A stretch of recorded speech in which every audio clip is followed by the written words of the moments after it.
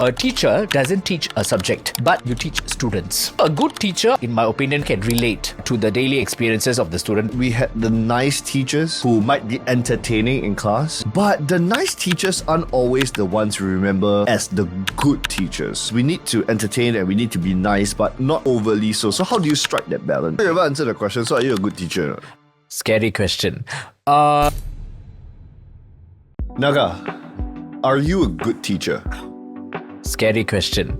What is a good teacher? Who is a good teacher, right? So, if you ask me, if your student remembers you after years, he finishes school or, doesn't attend your lesson anymore, and he still remembers you, I think you're a good teacher. That means if you have made an impression on that student, you're a good teacher.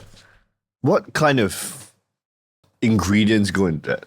Ingredients, I think if you have made an impact means, I think, first of all, you've taught well whatever you're teaching the student. So that is the first thing. Second thing is that I think if you can connect and relate to the student, it's very important. So example, I had a student who came for my class recently, and the student said she is recommended by her brother, who was my student years ago. So I was like, okay, but I couldn't remember, as we always have many students in our time. Batch after batch, we have different students. So we don't know exactly, we can't put a face to the name also at times. So when the student told me the brother's name, I was like, who's that? I don't know. So it took me very long until the mother had to text me the brother's photo. And then I was like, oh, this is the student. So basically, after so many years, now the sister is doing PSLE. And the brother said, you should go back to the tutor who taught me, because there was an impact. So he came down one of the days to fetch the sister after the lesson. And then I asked him, wow, you remember me? Of course, he was a bit upset that I didn't remember him. But it was a good meeting. Then I caught up with him, and then I asked, wow, what do you remember? It's a typical question teachers ask when you meet your ex-students. So I think he said, oh yeah, it's how you deliver the lessons. It is able to make me understand things better. So I was like, okay, the content-wise is okay. But I think he also added on is that there was a lot of snippets within my lesson itself, which I was able to relate with his daily experiences and all that. So a good teacher, in my opinion, doesn't only teach whatever is supposed to be taught. At the same time, it also can, the teacher can relate to the daily experiences of the student, the first thing. Second thing, also the feelings of the student. So when I was in NIE, when I was back then, one thing which resonates with me until today is that a teacher doesn't teach a subject, but you teach students. So I think one of the professors said it during my NIE time, and I still carry it with me because it's a very important belief. So you teach students, so you teach human beings, and you teach people who have feelings, who have gone through experiences in daily life or in their life. So all this must come into play when you teach in the classroom. So I think after some time, teachers also go into this mode of a bit mundane teaching. You deliver the lessons as per normal every day. So it's a bit boring. But I think if you see that every day the student comes in and it's a person who has gone through different things in his life across the day and all that. So, and then you actually relate that to the whatever you're teaching. I think then the student will feel that, okay, I am significant to that teacher, or I'm a significant being, right? So that's when I think you make the impact. And I think that's when the student will realize you're a good teacher. So ultimately, right, the student need to feel that you respect the student as a person. I think for me, from my vantage point, as a student from my school days, I think the teachers that I have the best memory of, I think you're really, really right about, good teachers are the ones that you actually remember. Like I can sit here today and tell you who my primary school teachers were, who were the notable teachers in secondary school and JC. And I think the common theme for me is that for all these people, I walk out of class always feeling like I learned something. Like there's a takeaway, I mean, for better or worse, right? Because very, very memorably, my upper primary form teacher, I mean, back in the day, I think they used to teach all the subjects, right? English, math, and science. Correct. So my teacher then actually had a reputation for being really fierce. Oh. It's the kind that, because the P6 classes used to be a level 4. It's a 4-story school building. And the reputation was you can hear her screaming at her classes from level 1. Wow. And that's not an exaggeration. That is real. Scary. Dragon. It actually happens quite a lot.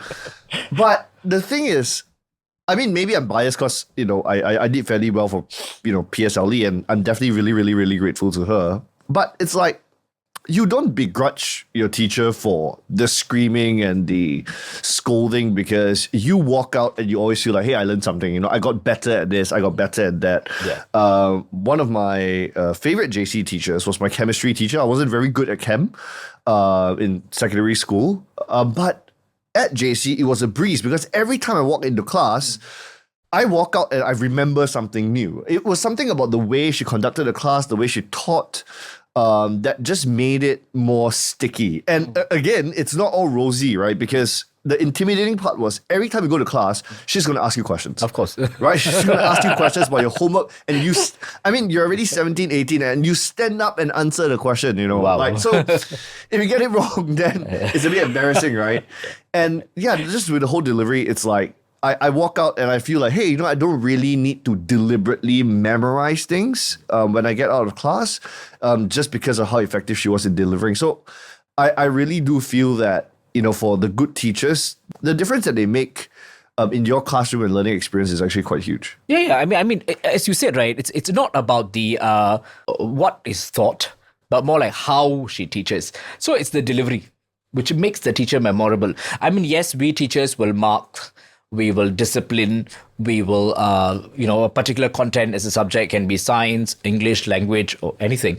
But how we deliver the lesson really matters, because if we take into consideration that the student is there and the student is going to sit there for 1 hour listening to what you have to deliver, if we don't take into regard the student who's receiving it, and we don't take into regard the audience, I think it really makes a big difference, because you're just delivering, like it's almost like talking to a wall.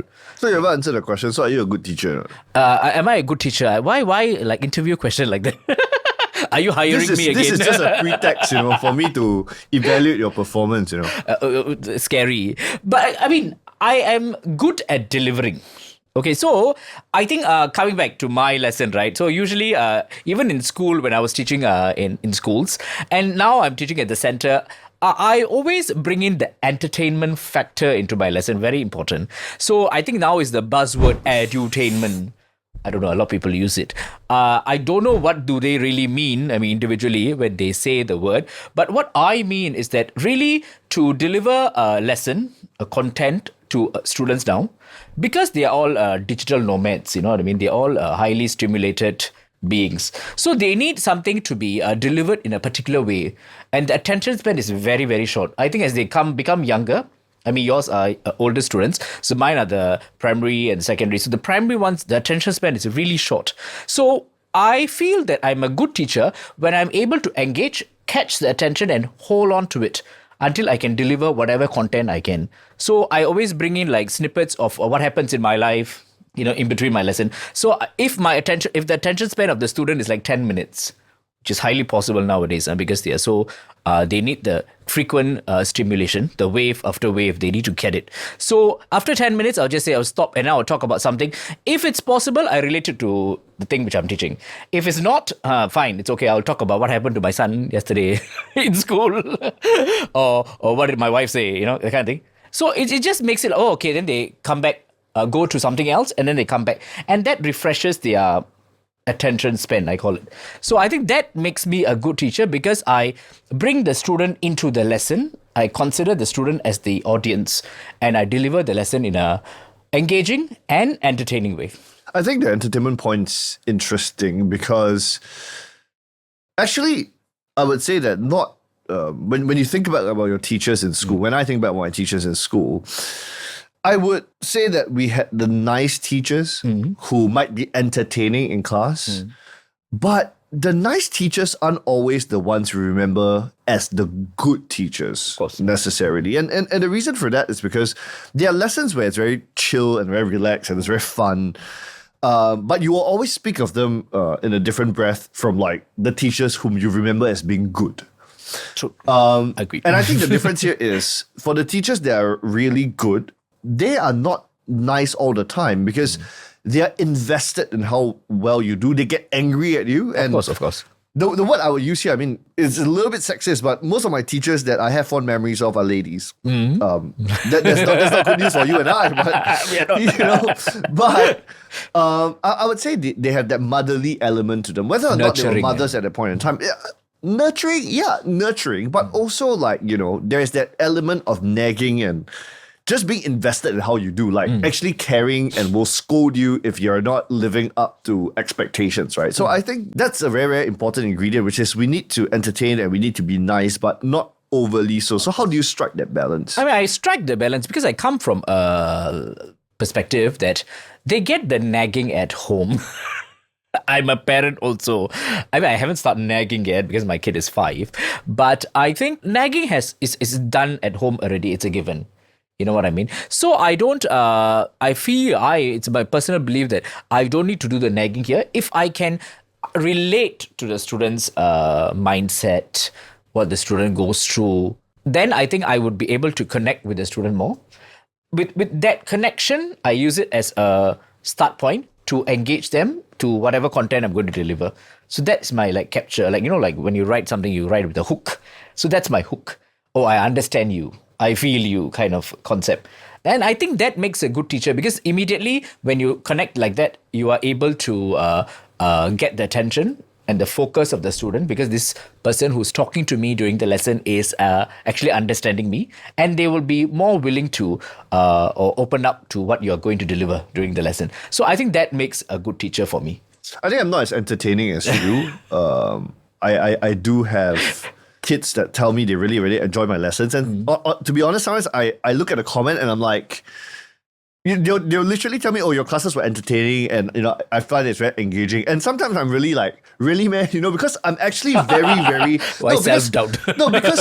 because I'm actually very caught up in the performance. I actually care a lot about the performance. Yeah. So I guess, you know, that's where you could say my own teachers inspired how I try to execute on classes, right? And truth be told, I think when I first started doing this 11 years ago, actually further back, like, you know, if you count the private tuition days, but just, you know, as far as the academy is concerned, I started out, I mean, I was young back then, right? I mean, I started this right out of uni at 24, and at 24, you're just a bit nicer, you know, you just feel a bit more like, oh, my students are my friends, you know, let's try to be friendly and connect with them. But, you know, eventually, I guess I evolved into what my own teachers were like, which is you stop being so friendly, I guess, in a way. I don't know. I mean, I think my students can judge for themselves, right, if they're watching this, whether I'm friendly now. But I think it became a lot more of like, I started